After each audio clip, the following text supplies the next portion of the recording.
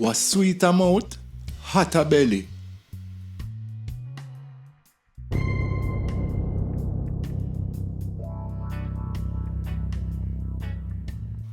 Was sweet a mouth, hot a belly.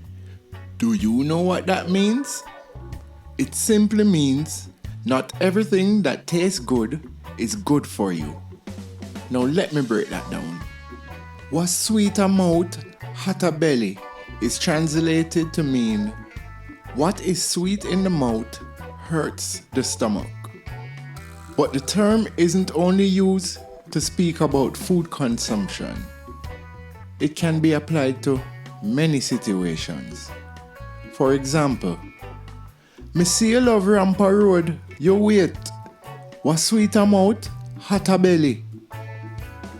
Translation: I see you like playing near the road. Just wait. What you think is fun might get you hurt. And finally, thanks for watching. Please like, subscribe, and here's another similar video for you to watch.